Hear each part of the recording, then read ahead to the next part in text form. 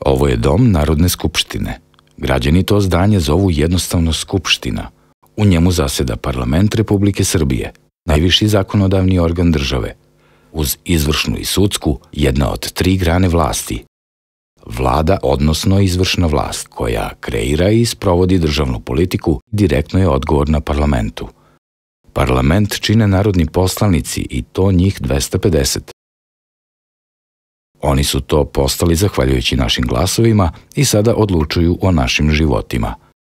A da li znamo šta se zaista dešava u Skupštini? Poslanici donose i usvajaju zakone koji se najdirektnije tiču toga kako ćemo živeti, koliki PDV ćemo plaćati, koliko bodova treba studentima, kolika je kazna za prekršaj i ne samo to. Oni u naše ime treba da kontrolišu rad premijera i ministara, da vode računa o tome kako se zakoni sprovode. A kako se donose zakoni?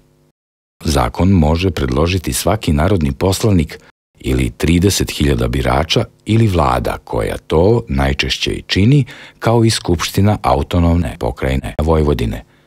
Mogu ga predložiti i Zaštitnik građana ili Narodna banka Srbije, ali samo iz svoje nadležnosti.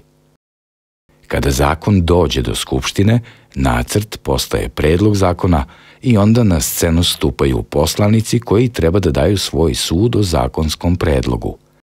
Najpre se o tome izjašnjavaju u odboru.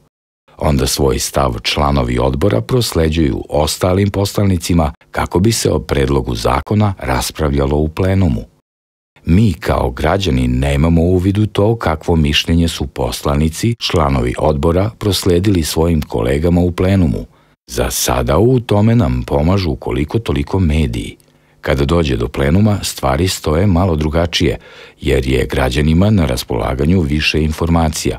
Pored mogućnosti da pratimo sednice u TV prenosima, svaka izgovorena reč na sednicama od 1997. godine, kako je svaki poslanik glasao, informacije o aktivnostima poslanika, sve to nam je sada dostupno na sajtu otvoreniparlament.rs. Poslanicima možemo postavljati pitanja i očekivati odgovor. Po prvi put ta komunikacija je javna. Na taj način svi građani mogu da saznaju ko je od poslanika spreman da razgovara direktno sa njima, a ko nije. Da li imaju sluha za probleme i pitanja građana ili ne?